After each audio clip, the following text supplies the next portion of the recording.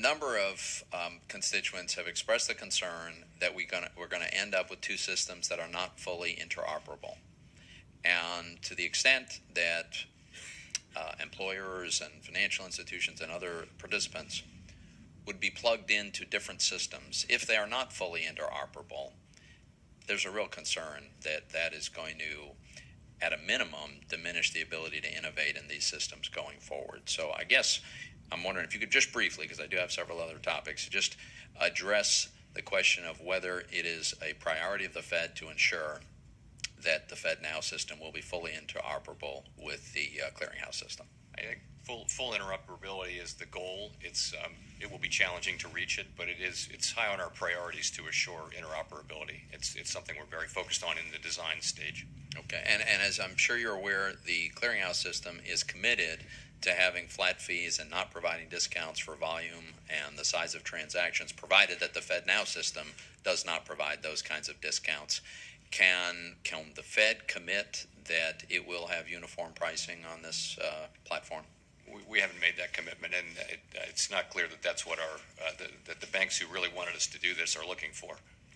Well, I would just, this is often cited as a reason why the Fed needed to do this, is because the private system might discriminate on the basis of price. So I think it is important that the clearinghouse system has volunteered. Clearly, they are happy to be regulated if need be to ensure that this would occur. It would be really ironic and a shame if it turns out that it's in fact the Fed that makes it more expensive for small banks to participate. So let me move on. Welcome back to the Crypto Teacher. And guys, please like and subscribe. Like in my previous video, I advised that a lot of people are listening and not logged in, so they can't subscribe. So please log into your Gmail account so you can subscribe. Then we're going to go over the reason why cryptos are going to pump unbelievable this fall. Like 3, 4, 10 times, 100 times the price that it is now. And it all has to do with the transition from the fiat over to blockchain and cryptocurrencies. Now, you just listened to Toomey, and Senator Toomey, and he went over something very, very important. And he touched on how the small bank with this new system would be charged higher fees than the big banks. So, of course, when we look at the Fed repo, we see the dealers, and those are JP Morgan, Goldman Sachs. They get to charge a fee for loaning to the other banks to keep liquidity. Now, as you can see, Powell said, I don't know whether the banks want to do that or not. So Powell clearly knows that that's what's going to happen. The small banks are about to be eaten up by the big banks. Now, like I stated in my previous videos, I worked for the banks. So in 2008, majority of your credit unions are actually ran by regular banks. And a lot of you don't know that. They have credit union like networks now that are ran by actual banks. So they actually got swallowed up. And this time around, you're not going to have not one small bank. And remember, I told you that. You're only going to have big banks, and it may be only about 3 or 4 left as far as what the banking industry goes. As far as what I'm talking about the United States. And globally, you may have 15 at the most. Because basically, once we go through this process of them killing the US dollar, that's going to automatically kill these banks. Plain and simple. Because basically, once you go over to digital currencies, how are these banks going to make money? They're not going to be able to stay alive. Plain and simple, because you have no reason to go to the bank. Now that you have Venmo, Cash App, there's not going to be any reason for you to go to a bank, your direct deposit. So this is all a planned demolition. Now, you're in the perfect place as far as with cryptocurrencies, because right now no one understands. And I want you to make sure that you understand something. The masses are not in cryptocurrencies yet. Once the masses come into cryptocurrencies, that's going to drive the price down. A lot of people think because the masses are going to come into cryptocurrencies, that's going to drive the price up. No, that's going to drive the price down. Now, Bitcoin, Ethereum, their price will go up just because you're looking at, and also like VeChain, their prices will go up because VeChain is basically based off supply, Ethereum is contracts, and then Bitcoin is just speculation and value. So that will go up. But the rest of these cryptos, as far as payment processes and gambling and all different types of things, those are going to be dropped down. Even though they have utility, they still want to be cheap. Because, of course, right now the dollar is valued very high. You're going to have deflation. Because right now we're in an inflationary market.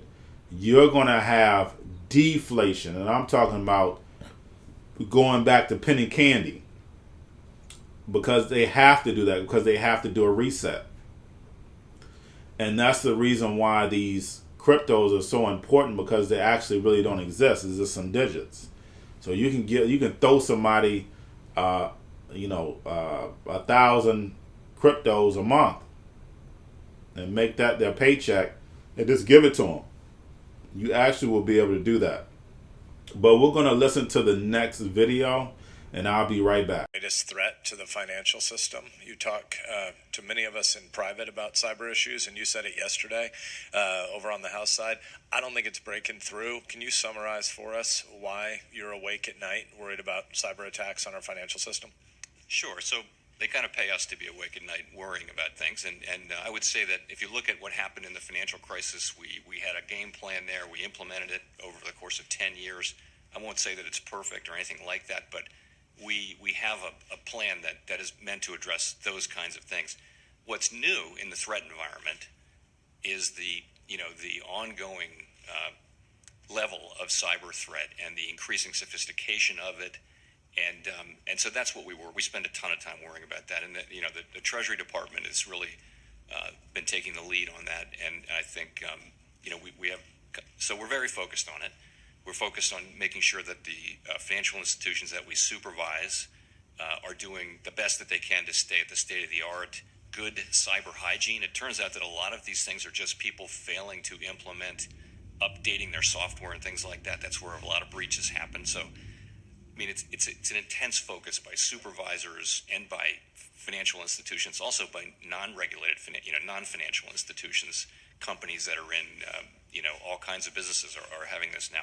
It's an enormous focus. We'll never say that it never feels like we've done enough, but it's just something we keep trying to get better and better at. Lots of resources on it in all the agencies and in all the companies. And if you'd concretize for it, get too much into it, I would just say that confidence in the financial system is really important. The public has to have confidence in the financial system, and so a successful cyber attack on a payments utility, for example, would be challenging. We could address that, we could isolate it, we could fix it, but you would want to avoid somehow broader blows to confidence, because when confidence weakens, people will take their money out, they will stop acting and things like that. Uncertainty and lack of confidence are the enemy of economic activity and growth.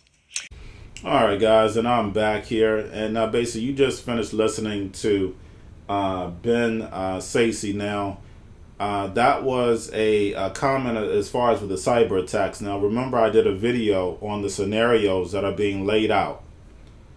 You have the economy at its all-time high, which we know is not true, just the Fed pumping the stocks. We have the coronavirus, and we have cyber attacks. So basically, those are the three scenarios that can bring down the economy, which will bring a rise to the digital currencies. So the cyber war is going to be very important. Now, remember, China came out and stated that, and Russia stated that the United States is responsible for the coronavirus. Then you had the United States say that China is using the coronavirus as a biological weapon. Then you had Equifax, who stated that these 3 or 4 Chinese military guys hacked into Equifax. So it was the Chinese. So these scenarios are being set up. So if you're going to do a scenario, you want to have plan A, plan B, and plan C. So they have 3 scenarios where they can go. They can just automatically just plunge the economy. They can go the virus route, or they can go the cyber attack, cyber war. Because there's not going to be any more physical wars anymore. These are going to be cyber and biological wars, weather. So we have to look at this as a whole. Like I stated, of course, we're in crypto, but all these mechanisms affect cryptocurrencies. As we can see, anytime that we have any issues as far as with the global economy, the cryptos go up. When everything is good, everything is fine, there's nothing going on, cryptos are stable or they drop. But anytime that you see a effect in the economy that's outside the normal realm, like the cyber attacks, the virus, the repo market, all of a sudden Bitcoin and the rest of the cryptos go up.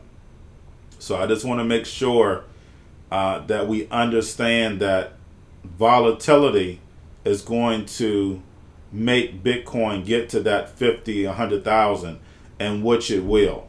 And I'm going to discuss that, in my final part. But we're going to move to the next video, and I'll be right back. All right, guys, and I'm back. Basically, that was Mr. Senator Tester asking Powell about the actual debt. Now, Powell ends the statement saying that we are sending. No, it's not we. It's the central banks providing all this debt to make you a debt slave. Now, let's go over the debts. We have student loans at $1.5 trillion. $1.5 trillion. A student loan. We have auto loans, the highest ever, $1.2 trillion. 1.2 trillion auto loans. Credit card debt, $930 billion, the highest ever. Now, guys, when it comes to business, it's liabilities versus assets. And all 3 of those are liabilities. All 3. So basically, when you look at the banking system, they created inflation. Now, of course, your parents, grandparents, they'll tell you, hey, I went to college for $2,000. Go to that same college, it may be $15,000, $20,000, $50,000, $100,000 now. That's imaginary inflation. That's all it is. Same thing with cars. You might have paid $5,000 for a car, that same car, and look at the material the cars are made out of now. They're $50,000, $60,000, $70,000, $80,000 for a car. Credit card debt, because basically you're sold as far as with being a consumer. You always have the carrot in front of your face, and you want to buy. So you're constantly getting yourself into debt. So the reason why cryptocurrencies are going to come in, because they really don't exist. And then on top of it, they'll still be able to tax you. tax every single dollar. And that's what they're going to do. So if you made $1,000, believe me, there's no way of getting around reporting that you only made it $200. Because they will be able to track and see every single dollar.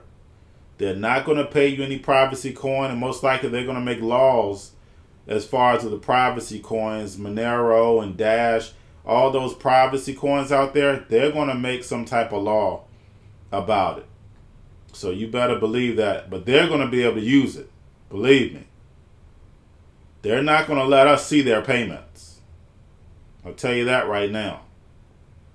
Because we know that the government is the biggest drug running, gun running ever existed.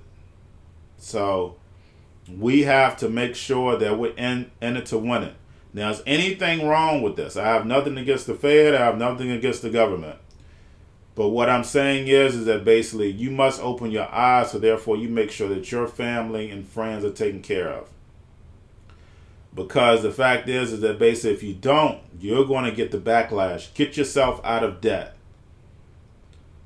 We've become debt slaves from always wanting something that has no meaning to impress other people that don't like us or we don't like them. So, guys, I'm going to leave you with Governor Warner. He's going to talk more about crypto. But, guys, please like and subscribe. Make sure you're logged in so you can subscribe. Don't forget I have the Cryptoteacher book on Amazon, also on btcteacher.com. I also have where you can buy your digital assets, Coinbase, Binance, Bitrue, and then also you can get your stocks from Robinhood. Remember, everything is going to have a chip in it. And you enjoy the video from Warner. And you have a great day. Thanks for listening. Yesterday, in your testimony, you talked about this movement towards digital currency, something I'm very interested in.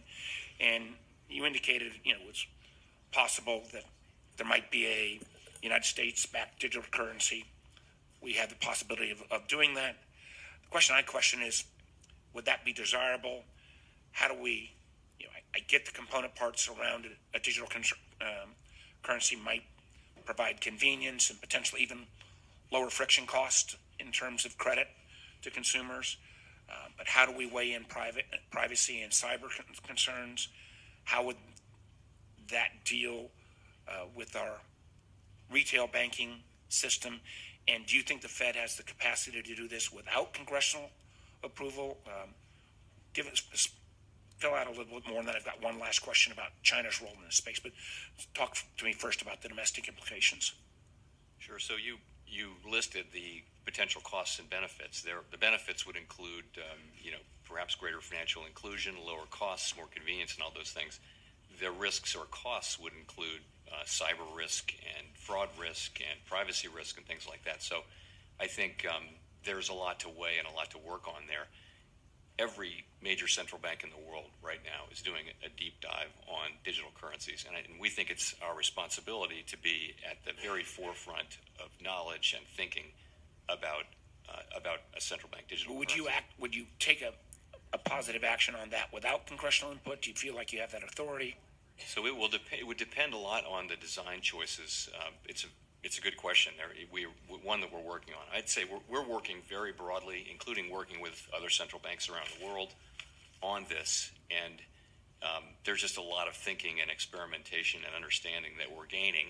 And if there's a need for, if we conclude that we need more authority and that this is something appropriate to do, then we'll ask for the authority. Well, one of the things you mentioned yesterday, and I can share Senator Sass and a number of us who are on the Intel community concern about the rise of China in a series of areas, and I think it is clear that China may move quicker than us on a digital currency.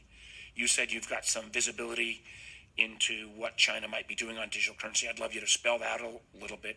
Do you think they'll use their influence through their kind of Belt and Road investment strategy and the number of countries that have kind of bought into that system, that they might be then also buying into that Chinese digital currency?